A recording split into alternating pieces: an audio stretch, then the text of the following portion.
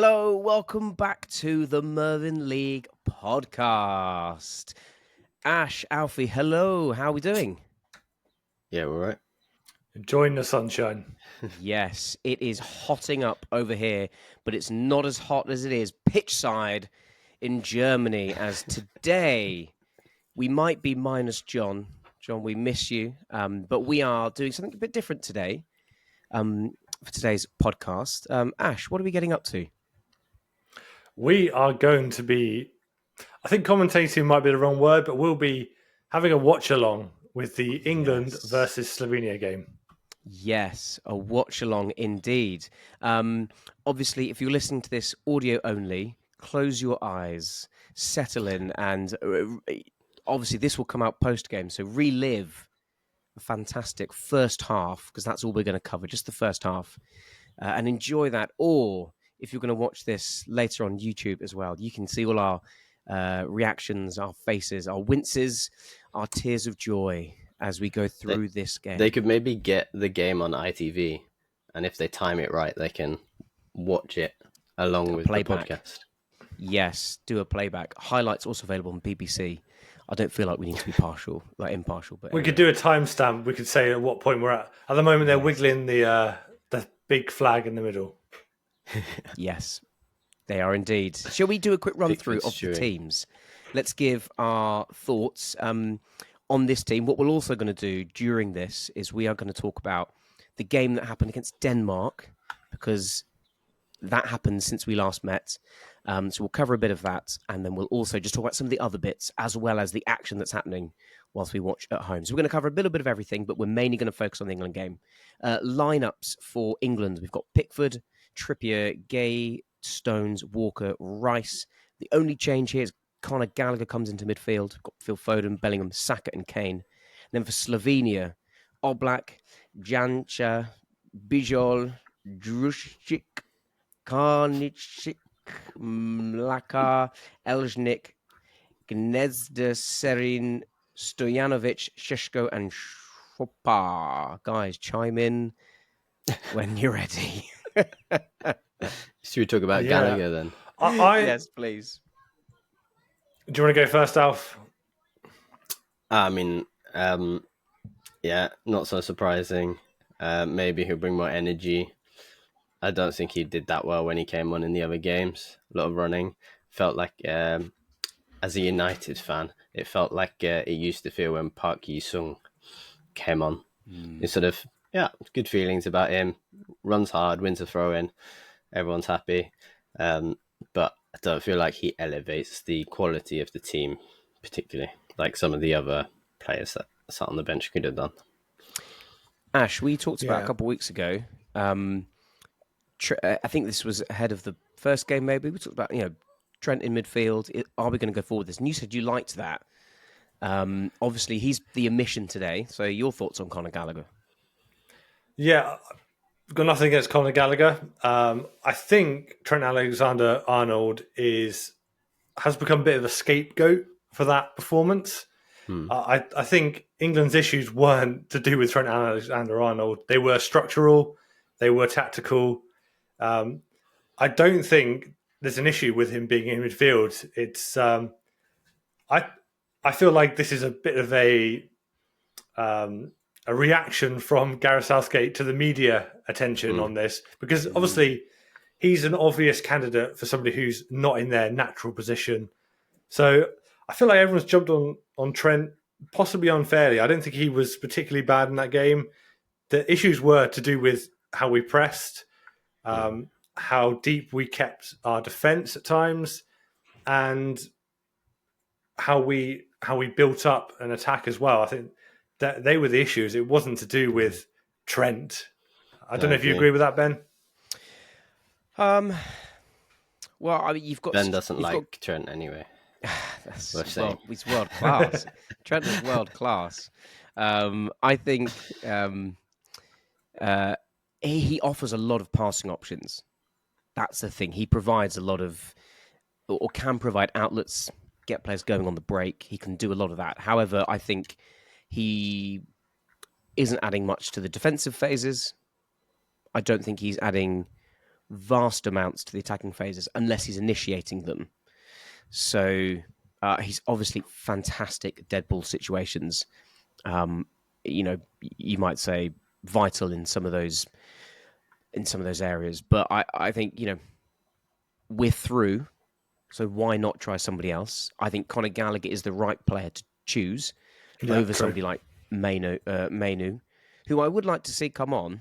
I think if the game is feeling slow, if it's feeling a bit sluggish, if we're struggling for a spark somewhere, I think he's more likely to provide that just from his youthful exuberance and creativity. But I think it's okay. I feel like I agree with the idea with through, let's try something else. I don't think this is the right other thing to try. Leaving 10 out of 11 in the same places, swapping one player for a player that's going to play in the same positions, no structural change, no change up front, no change to Foden. Cole Palmer still hasn't touched the ball. Yeah, Anthony Gordon still hasn't touched the ball. Yeah, who else would you have brought in? Would it be those two? Would there be anybody else? One of those two instead of Foden, probably. I think I'd have left Trent in, but tried to change up the shape or the plan a little bit. Maybe should we have both? One of the things I don't understand is Declan Rice and Trent Alexander-Arnold like standing between centre-backs when we're in possession. They're perfectly good ball-playing centre-backs. They don't need babysitting. These two should be getting forwards, pressing up the pitch and offering attacking options like they both do in their clubs. Declan Rice pops up in the box for Arsenal all the time. Trent Alexander is one of the better attacking players in the Premiership often. So why Gareth Southgate has them babysitting the centre-backs, I don't really understand. I'd rather see something else instead of that rather than just swapping out one of the babysitters. Yeah. One thing for me, though, is I don't think there's anything necessarily wrong with any of the selections, because if you look at the first 30 minutes of both games, we were utterly dominant. We scored goals. We played really well. It's about what happens after we score, and that's not to do with the personnel, because it clearly worked before that. So I think it is psychological, or I'm not quite sure where the issue is. It's really hard to pinpoint why they end up doing what they do. And there's been a lot of talk about the press that's been led by the pundits, but I think it's actually in possession where England's issues are. When they get the ball and they're just playing it around between centre-backs and Declan Rice for 20 minutes and then eventually lose the ball. We're looking at an incredibly powerful attacking four that have barely scraped a couple of goals together so far. Well, we'll come on to a bit more of that, and it'd be great to pick up on the England-Denmark game as well. But kickoff is we're sort of 20 seconds in. The match has started. England playing a 4-2-3-1. As you say, that's slightly more defensive-minded formation. You've got those babysitting, sort of holding midfielders. Slovenia playing a slightly more 4-4-2. I think it's the first time that England have faced a back four. I think before it's previous two games were back threes. And I think there was discussion of, well, we're not sure what to do against back threes. How do we play in and around? So this might be possibly slightly easier here, but I thought it would just be helpful to run through the different scenarios for the outcome of this game, for the next stages of the tournament. So scenario 1 is that we play the Netherlands, who in the game that's just lost, an absolute stormer of a game. 3-2 loss to Austria, and Netherlands are in third place, aren't they? So Southgate's meant that we would play the Netherlands if we win, unless I'm just trying to read this correctly, unless England beats Slovenia by 4 goals, or there's a winner between the Czech Republic and Turkey, or Georgia win. So that's okay, and that's scenario 1. So buckle up. That's scenario 1. That's scenario 1, wow, and which would mean we would play the Netherlands. Scenario 2, we would play the Czech Republic. The Czech Republic, that's if they draw in Turkey in Group F and we beat Slovenia by 2 goals. Okay? Scenario 3 is that we play Turkey. That's if the Czech Republic beat Turkey and Portugal beat Georgia in their group. Scenario 4, we would play Georgia. That's if Georgia draw with Portugal in Group F, Turkey beat the Czech Republic, and we beat Slovenia by 3 goals. Now, Scenario 5 is where it gets really interesting. There's a possibility of playing Romania, Ukraine, Slovakia, or Belgium. Is this just off the top of your head, Ben? Because I would love to say that. This is from the fantastic people at BBC Sport. And so this is Scenario 5. But this is the hardest scenario to come about. And this would happen if England beat Slovenia 4-0 and if the Czech Republic lose, as this would see Croatia qualify as one of the best third teams instead. So there's a lot going on. There's lots of talk about England scoring 4 goals, 3 goals. Some of that seems a world away when you look back at the England-Denmark game. Discuss. Yeah. I'm pleased. I'm quite happy that I pay my TV license for that. That's some good stuff there. So thank you to the BBC. I will happily pay my license for another year. Are you talking about the England-Denmark game or the permutations that they've come up with, the different scenarios? Oh, the permutations. That's not the England game. I'm pleased. Not the England game. I thought that was the biggest backhanded compliment in sports history.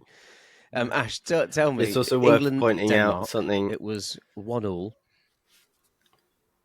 Yep, go on, Alfie. With the various permutations, they were just saying on ITV before the game that if England win, we go into the half of the draw that won't have Germany, Spain, Portugal, or France in it. I think so. If the England team know that, yes, the pundits seem to think England wouldn't know that, but I don't really know who they're employing in their backroom team if they can't work that out quicker than the ITV studio. But if they know that, then there's a big incentive to win this match. Yes, and so far not started too strong though. No, Slovenia have just had a good headed effort. Seems to be the first effort on goal, but Pickford's he's straight into his players. Yeah, keeping them calm, shouting at them, keeping them grounded. A lot of flapping already. Gay's giving the ball away. Exactly. It's not. He's basically the English media. He has the same kind of reactions as the English media. It's not helpful. I bet you Trent was dropped because of something Pickford said. Now, what we might also have going on here is some sort of like delays as to depending on people's internet connections and streaming services. So I think we're gonna get some fantastic reactions as things progress going on. Just a quick one. Yeah, I don't know who gets the warning reactions. No, just a quick one on the crowd. I am loving all of the England flags that are on display. It feels like fan level, kind of the level to which fans are going to has risen this tournament. And I remember seeing it with all the Scottish flags, and obviously we've talked about the guys like the Romanians and the Turkish, like so much fan engagement. Almost the Dutch fans as well. Yeah, looks like a home game. I think I saw a Tintagel flag at one of the matches. Oh, nice. Hoping for a bit of magical or exactly. Is the win maybe the holy Merlin grail will for come England on today? Bellingham has a wizard of a right foot. Is that what we're saying?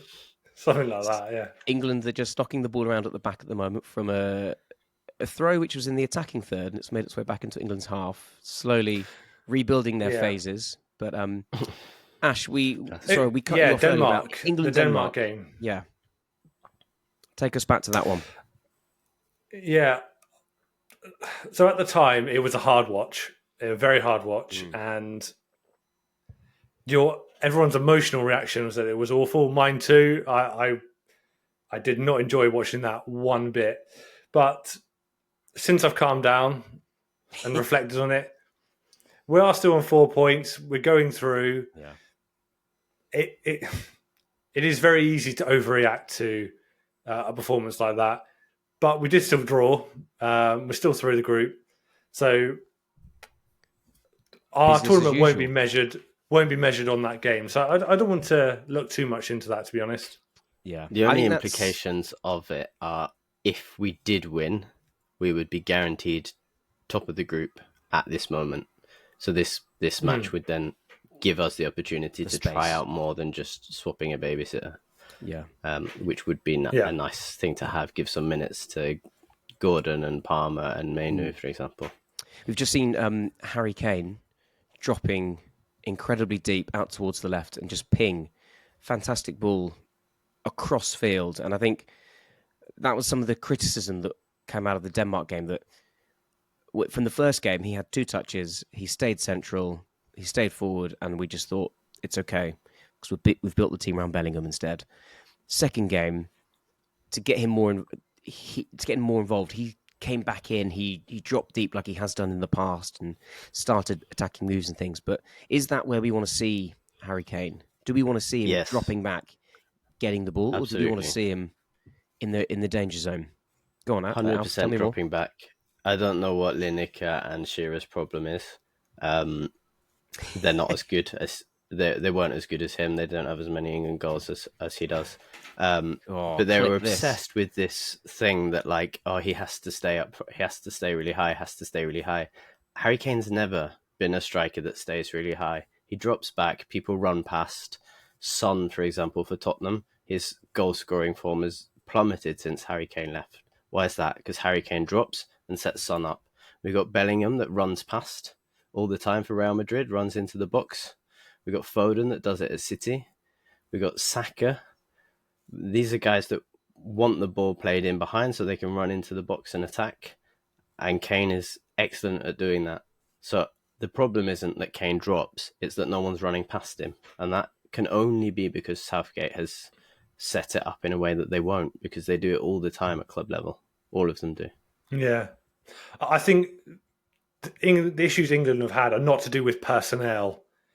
The personnel are absolutely fine. It's when they're in different phases of the game, different scenarios, it seems like they're not particularly clear about what they should be doing. And then that leads to them being really, really static, leads to them dropping deep because that's instinctive. It's that, okay, I don't really know what I'm doing, but at least I'm getting a safe, conservative position. I won't make a mistake. So I think that's really where the issue is. It's not personnel. And I think some of the criticism of Kane, of Trent, I think are a little bit unfair.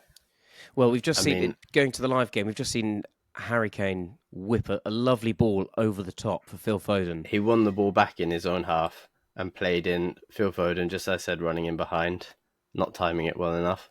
But slightly offside. That's exactly it. That could have been a goal, couldn't it? If Foden timed it better and was a bit more confident, he'd have run out the goal instead of looking for a cross. But intended ball to Saka, that's how we can score, didn't he? So yeah.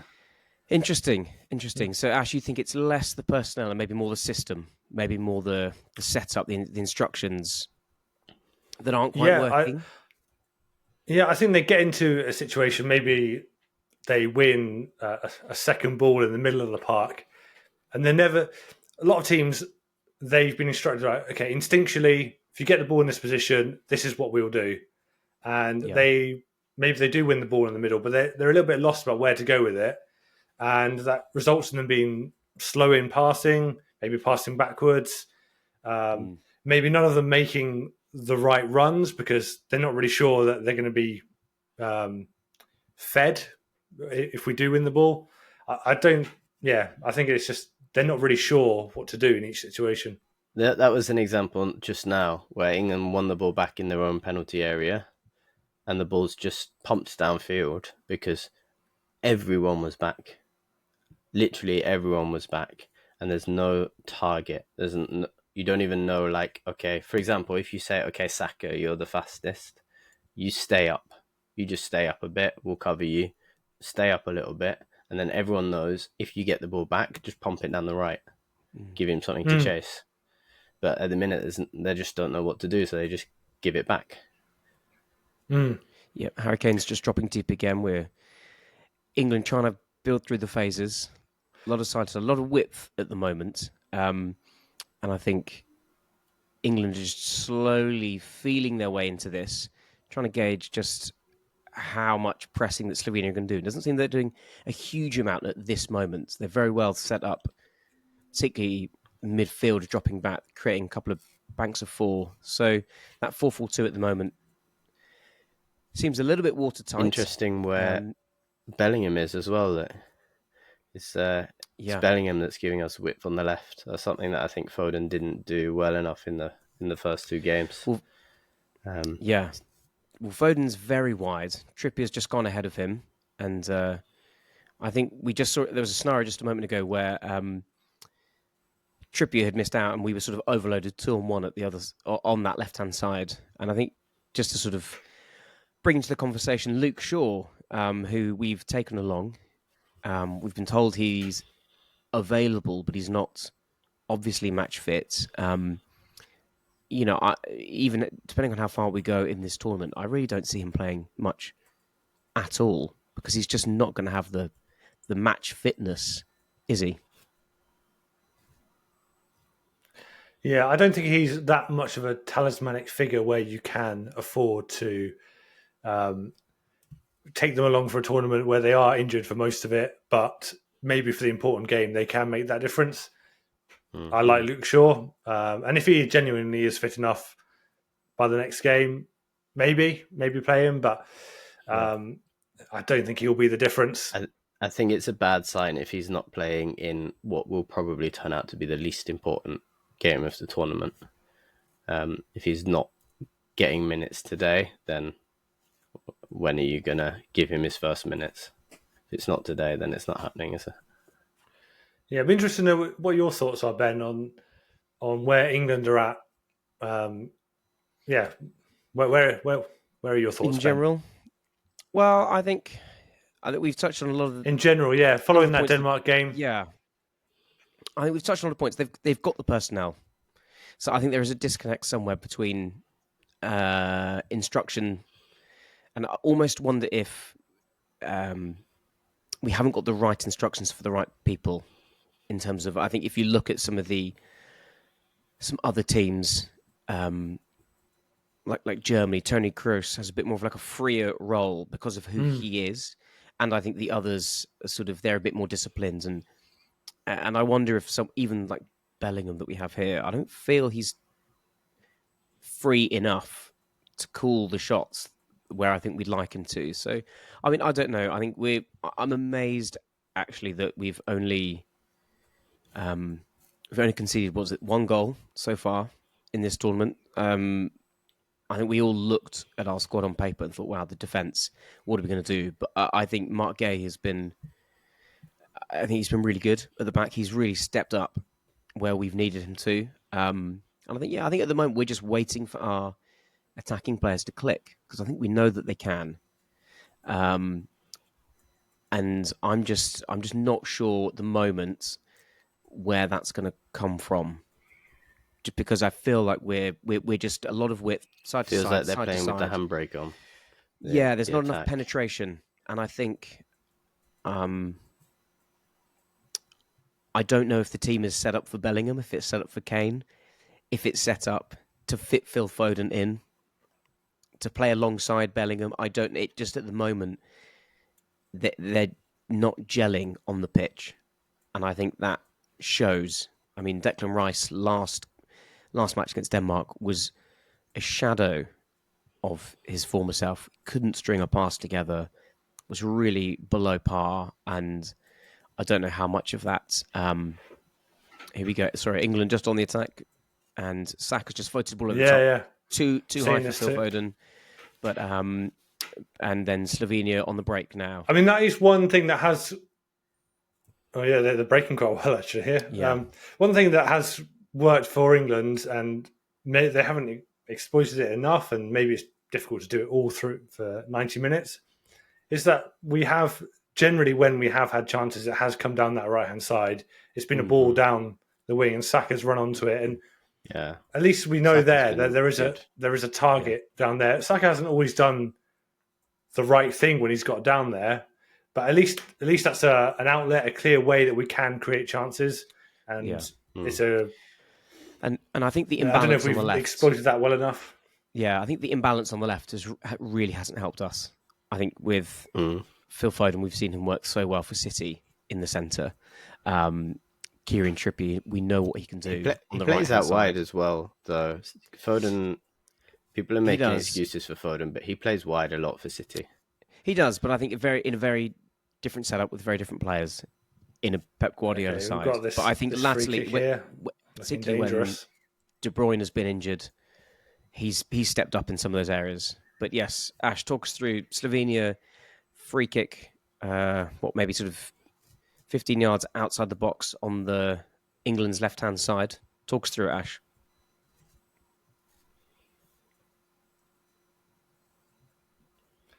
(17 minutes 44). I'm here. Ooh. Oh, you're slightly behind where I am, so I'll spare you all that free kick. I look forward to your celebration. You're going to remain stony-faced, okay? Well, now that I know that you're behind, I'll try my best.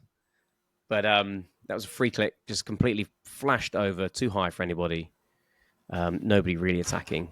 And the ensuing goal kicks worked its way through the midfield, but all the way back to Slovenia's goalkeeper as they start again. So, has there been any games in the Euros that anyone here has particularly enjoyed? We've got a bit of a delay here. We're all catching up. I think this is what happens when we're streaming and live and doing a live podcast recording at the same time. All our internets are slightly off.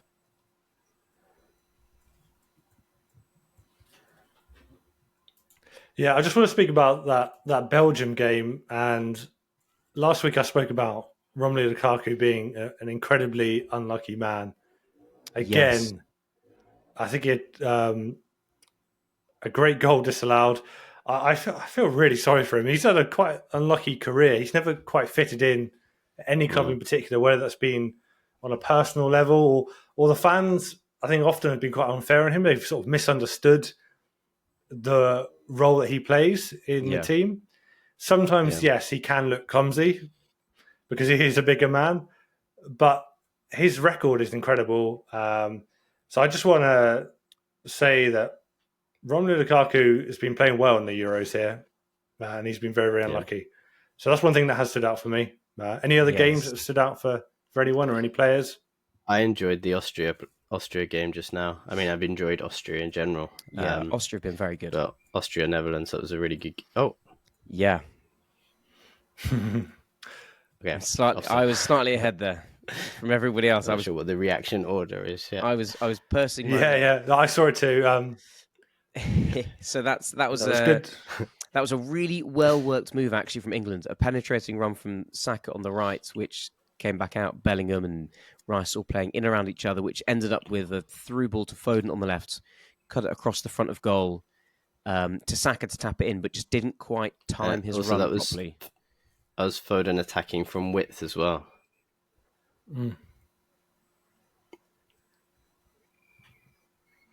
Yeah, and now Slovenia just working the ball. That's good though. England in this game here, it's been quite open. This game actually, Slovenia have come. I think actually having an open game might suit England more. I don't think having possession necessarily helps us because we don't know what to do with it really. No one lost Ben, I think. No, I feel like an open game suits us. We've got the quality, which is what counts on the break. Sometimes it's clearer when it is an open game. It's clearer what to do. When we've just got the ball and we're playing it around, and teams put 8, 10 men, 11 men behind the ball, it can be difficult to see what to do. Really. Yeah, I agree. I feel like and he's back. I think. Fantastic. Hello. Sorry, a few internet connection. There he is. There. Fantastic. So I think we are at the 20. I've got 22 minute mark here. England's having the first sniff of goal. Didn't quite work out timing of the run, things like that. Ash, you were talking about it's an open game, very free flowing at the minute. Seeing the yellow card here, it's maybe getting a little bit. It's starting to move. The cogs are turning, and may I say, England looking the stronger side. Yeah, but I mean, this is what happened in the first two games. The first two games, we were good in the first 20, 30 minutes. So the test will be what happens after this. Let's say we do go a goal up. What happens after that? A small visible tweak has been that there's always been someone wide on the left, which there weren't in the other games. It seems such an obvious thing to fix, and it looks like it's something that's finally caught their attention, and it almost created a goal just a minute ago with Foden starting out wide, which it seemed like he was refusing to do almost in the first two matches. We saw Bellingham going out wide earlier when Foden was in the centre, and I think has a big effect on the game. Just having that width, creating space both for yourself, both for Foden, for example, having the width out wide, but also creating more space in the centre for the other guys. So I don't think I think if we can just get some basic things like that in order, just say, okay, who's wide right, who's wide left. Okay, good. As long as someone's there, I think that could help a lot. Oh, that was nice from Walker there. I don't know if he'd meant it, but it was a nice. I wasn't sure if that was a dummy or if that was.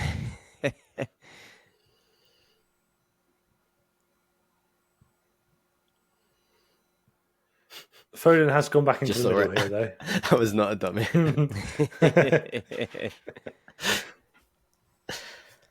Yeah. Oh, well, Foden's gone out wide here again. He has gone out, or is that Trippier? I'm not sure if I can see here. That's Trippier hugging the touchline. Yeah, Foden has come in ever so slightly, but I think that's possibly just for.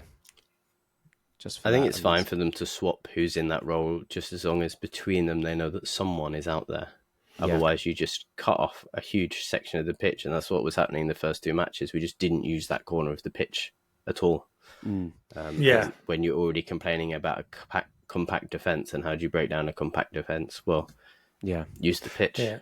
I think sometimes England are guilty with the idea of a switch up is just moving a player from one position to another. Maybe moving the right wing into the left wing, and that's the idea of an English switch up. But really, when we're talking about switch ups and changing tactics, it needs to be more about where passes are going, how many numbers are being committed to certain areas, not just swapping.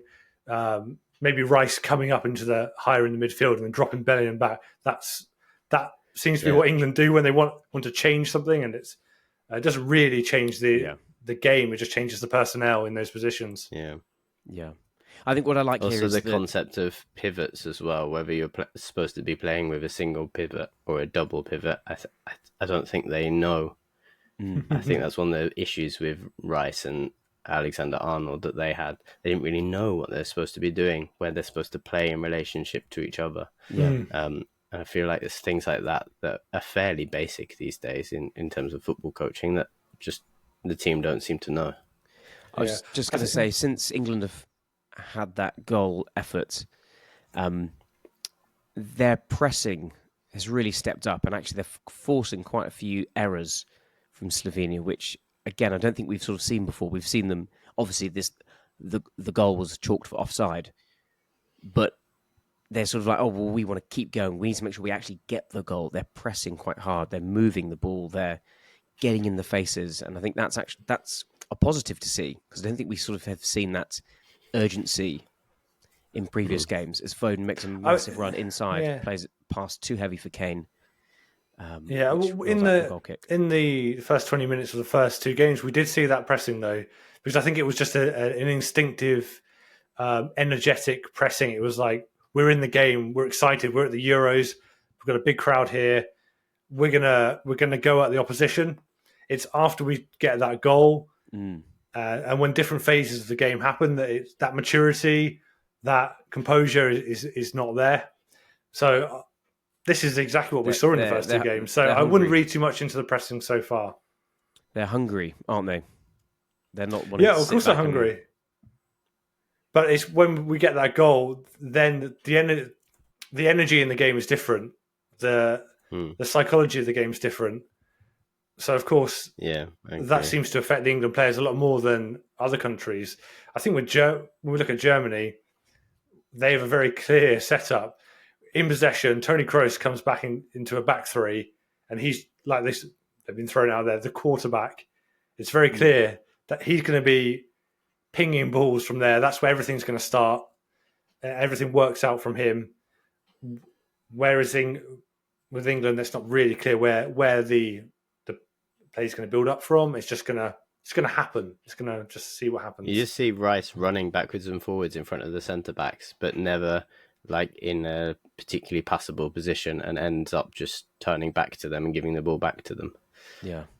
I just feel like something's missing in terms of how they approach the build-up. Who are we trying to get the ball to in what sort of positions? There was just a sort of a few efforts there trying to break the lines, and the ball came out, and Rice was so deep that he had to sort of slide to reach the ball. But if he was up just a bit closer with the rest of play, he could have just hit that first time, and it would have been a great effort on goal. But we've also just seen the wrong pass being made. Foden, Trippier gesticulating at each other, sort of saying, like, look, people's what's going on. So it feels like it's a lot of hard work, a lot of extra effort than it needs to be at the minute. Foden is one of those, like Jesus and Bruno Fernandes, though, that always look like they're moaning. There's just something about them that it just always looks like they're really irritated.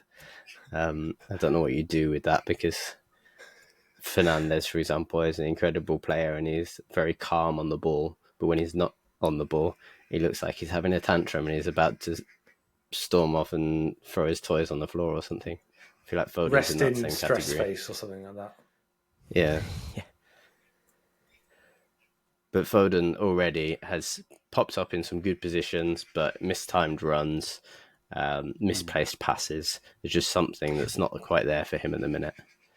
And he's I just feel like Southgate, a ball from wide left. Not a bad ball, ever so slightly overhit, but it's been forced out for a corner. So positive. We're just seeing replays. Yeah, he's out there in the wing. We've just seen replays from this effort where Declan Rice was just a little bit too deep, had to sort of slide in for that, and England were able to rework the ball out wide, keep possession. But let's see, it's going to be a Kieran Trippier corner out on the right, and who knows, we could get no Harry Maguire to get his big head on it, so we'll have to see. No, that is a big miss. That is how Netherlands scored their last goal just now as well. It was just a cross, back post, big Wout Weghorst knocks it down and Depay finishes it. Yeah. Nice, simple, ball out wide, stick it in the box, get the big guy on it, score the goal. Harry Kane with a good... I think with international football... I think with international football, just having a big man up front is going to be quite effective, because you don't have that much time to gel a team. They're all coming from different clubs with different styles of play. But at least if you have a big man up there, it's a really obvious tactic, is you get it in the box and there's someone there. Whether they win the header or not, hopefully there'll be a third ball, and there'll be someone in there. Krug. So I think that's why Wout Weghorst, he's not, with the greatest respect, he's not a high quality player, but at international football, he's very effective because you can play to it. Yeah, Olivier Giroud always springs to mind when we think of not just sexy footballers, but I think just fantastic international target men. He's got a fantastic, isn't he? There, France's highest scorer or something. He's got a fantastic record. He just knows what to do when he puts on that France shirt. He'll be big. He'll be big and he'll be sexy in the middle. That's what he does. The sort of the Kiefer Moores of this world. Yeah, exactly. So England are just passing it around the back, just again going through those phases, getting it wide. Walker sprays a pass all the way out to Trippier. He's really having having a go at Foden, playing it, get it quicker, pass it out. He's almost as if he's coaching a child, saying, pass it there, do this. He's really, Trippier's not having a good time on that left-hand side at the minute. Bellingham has now come out wide. Foden's gone in. Kane drops deep, but it works its way back to Mark Gahey. Kane adopting the Rice position. Trots forward. Mark Gahey with the ball. It's slow. It's a little bit, maybe lost its zip in the last 5 minutes or so. Yeah. But what you say about Trippier and Foden is also interesting in the context of Anthony Gordon sat on the bench. Teammates, well acquainted with each other, could be playing on the left together, could be providing all that width and the pace and the get out ball, all the things we've saying have been lacking, and still hasn't kicked a football. Yeah, there's a lot of options. I don't mind all the. I'm sure we'll see Palmer. I'm sure we'll see who said Gordon. Those guys come in, particularly when we're already through. It'll be interesting to see what happens later on. Go on, Ash, I don't mind all the passing around. I know sometimes that England fans get frustrated by it, and it's the issue for me is it's not the passing around. It's just that it's mindless passing around sometimes without working towards a goal. Not a literal goal, but okay, we're doing these passes, but to create space down the wings or to open up a ball over the top, or open up gaps between defence and midfield. I think that's where the issue with England is. It's not the passing around in itself that's the issue. Yeah, it should be like they know, okay, we want to create some space for Saka on the right. So we're moving the ball, we're trying to move some defenders around, we're looking for when that space opens up, because then we know as soon as that space opens up, we're playing it in behind. Or the same for someone on the left, or the same for Kane in the middle. Okay, if you want Kane to stay really high all the time, like Lineker and Shearer do, okay, well, the other guys need to make space for him then. They need to move some defenders out of the way. They need to get that through ball in. But like you say, Ash, it feels like they're just expecting something will happen by itself. Can teams learn on the job as such? Like, I obviously need leadership from management. Is Southgate capable of that? I don't know. You would hope that it is possible for teams to learn to develop a sort of identity when it comes to how they're going to beat teams. Maybe they can learn it. It's never too late. I don't know. Is Southgate up to it? Don't know. Slovenia have got a throw in near the England's left corner flag. It's what seems to be the first time in a long time since Slovenia have been this end of the pitch. They're working it round. England have got every man behind the ball. And what almost looks a little bit like their own 4-4-2. Kane leading the press. Gary Lineker will be pleased. Ball's floating over the top. Trippier misses out on a header, but Rice is there to mop it up. Conor Gallagher, we've not said much about him, loses out on possession. And exactly. Slovenia, unfortunately, wastes the chance and they start again. Conor Gallagher, as I said, we've not said much about him. He's been slightly... No, that's it, isn't it? He's a solid player. I've got no issues with Conor Gallagher. Yeah. Is it better? Is he just sort of... Slovenia work their way in and, it's a great probing cross, but it's deflected away. Ball's not totally clear, but Trippier gives the ball away and Slovenia still on the attack. England defending really narrowly, letting them have space out wide, but they're back now to cover. Yeah, it's interesting. I think teams are noticing that our left-hand side is weak. That's where all the action is happening down our left-hand side. Quiet night on the defensive end for Walker and Saka so far. But England have forced Slovenia back into their own half. Do we think we'll see Gallagher last the 90 minutes? Or do we think we'll see additional tweaks there? I think it'd be strange if we do. I don't see what Gareth would be achieving by just playing. Maybe that's in there. asking for some just tips. asking what to do. Yeah. No, I don't see what Gareth would be trying to achieve by only making one small tweak and then playing a whole game in that fashion. It's fine to have a look at it, see if that balance changes anything. I don't think it has so far. But there are a lot of other things that could be tried that are more interesting and will help the team, because you need to know, like, let's say if we finally play a good team and we're 2-0 down with 30 minutes left, what are we going to? What's plan B? At the minute, we don't know. Put Bowen on and hope that he scores a hat-trick by himself, or like, we haven't tried anything else really. Yeah, so I think it's not an experimental 11 for sure. No. Yeah. Slovenia just, again, this has been their best attacking period so far. A couple of decent crosses and efforts. Saka amazingly out-muscling somebody. Slovenia wanting a penalty for that. I am actually constantly amazed by how well Saka muscles people off, actually. He's no pushover, that's for sure.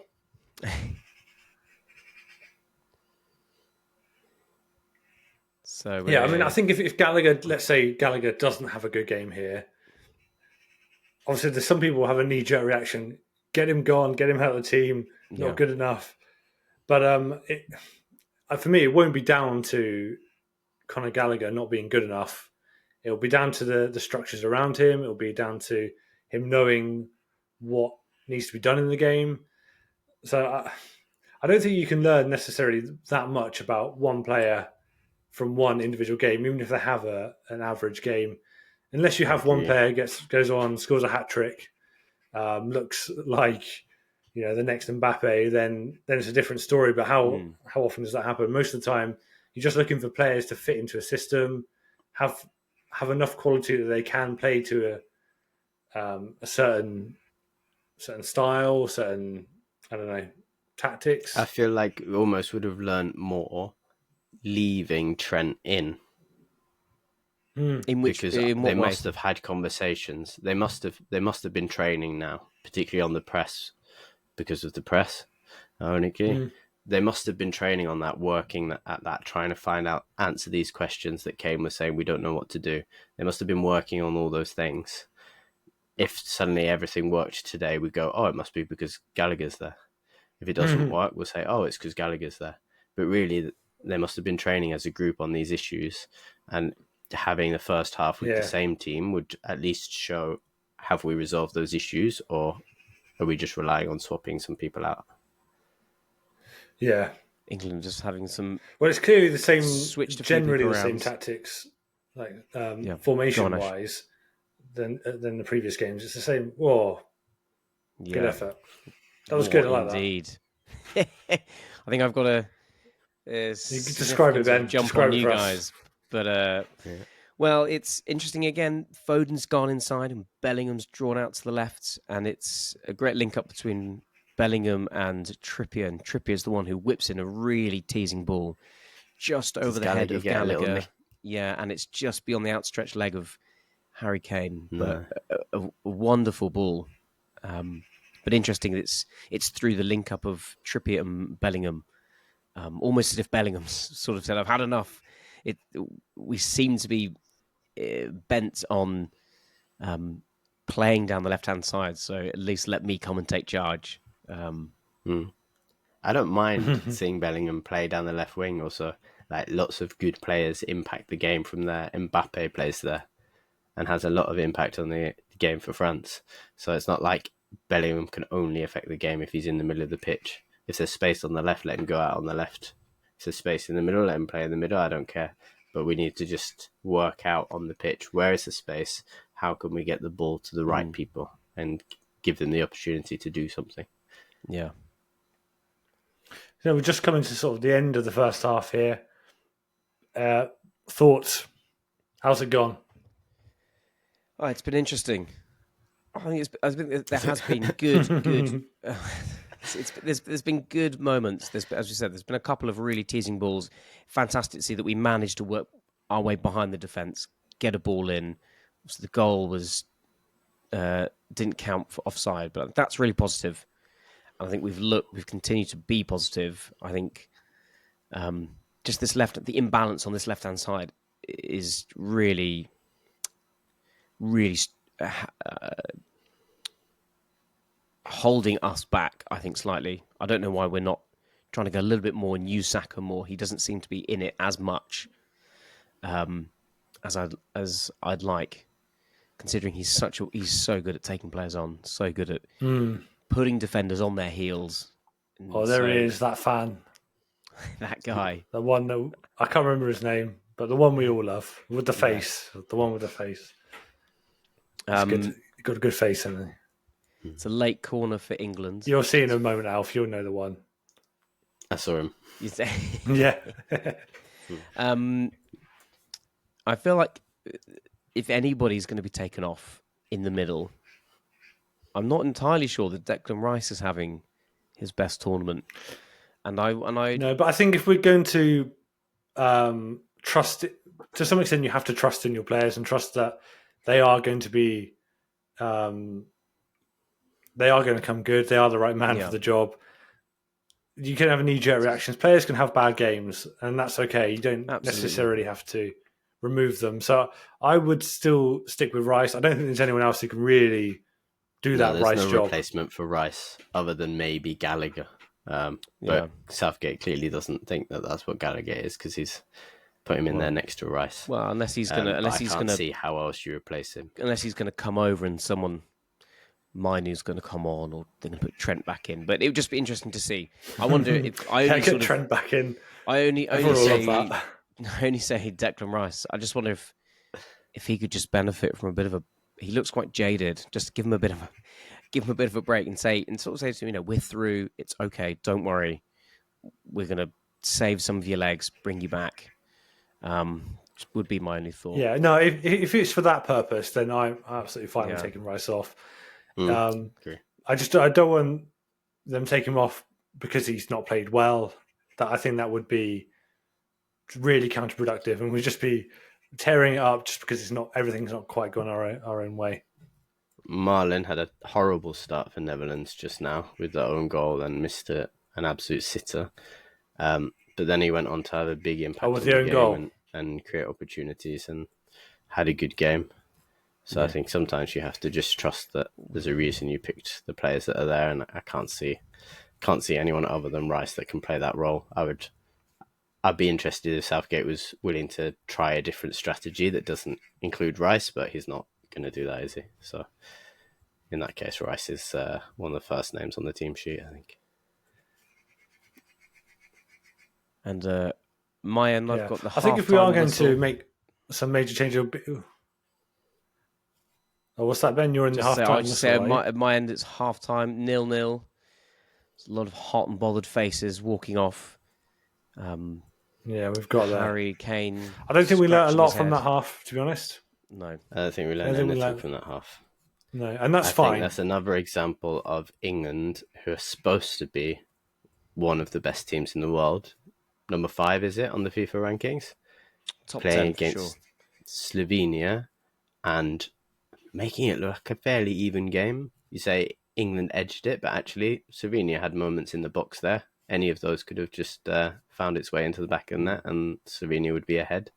You definitely don't think that England are dominating this. They've just been unlucky not to have scored. Yeah.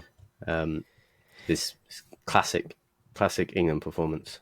Well, it is half-time. It is 0-0 as it stands. In this little section, why don't we I'll just talk through a couple of the games, a couple of the scores, and we can just chime in with a few thoughts. These are games that happened since we last met. I think number 1, Croatia-Albania, that 2-2 game that happened where Albania scored sort of really late at the end that caused all the jeopardy. Fantastic game. We had Spain with a 1-0 win against Italy, which was feisty. Spain were very classy. It was everything you wanted from two heavyweights. We had Slovakia, Ukraine coming back from being 1-0 down to keep their tournament hopes alive. What else? We had Belgium finally scoring. Up until that point, they were the only team that hadn't registered a goal. And then also last night's games, we had Croatia and Italy. That last gasp goal at the end for Italy to send them through automatically. Will this be the last Croatia time? switching off. Yeah. Will it be the last time that we see Luka Modric in that checkered shirt? Seems possible. I think he can keep going though. We see him. Pepe. How old's Pepe? 41. 41. Yeah. Yeah. So I Jimmy think Anderson Modric of has football. found a way to play that suits him, without having to run too much. And unless they've got someone better, then they'll still be ringing him up. It's up to him whether he answers or not. But it's a bit of a shame that Croatia are almost definitely going out this early. But they've only got themselves to blame. Exactly. There was a great photo of... Are you still with us, Ben? Oh. If he is, he's thinking very hard. Yeah. I don't think he is. I don't know what the other games were. I don't have a list like Ben does.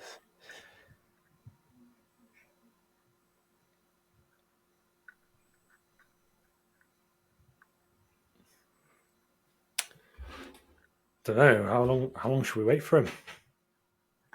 I don't know. Sorry, Oh, there's he's back. technical issues there. I'm so sorry. I wanted to say there was a great photo of Luka Modric receiving his Player of the Match award last night. Yeah. And it looked so cruel. He looked like, please come and receive. Thank you for partaking in the Oscars, having just lost Best Male Performance. He looked so sad. And I just thought, I hope that's not our last look of Luka Modric. Nice that he got a goal. Could well be, though. Could well be. Great goal. Well done. Yeah. Well, chaps, why don't we leave it there for today?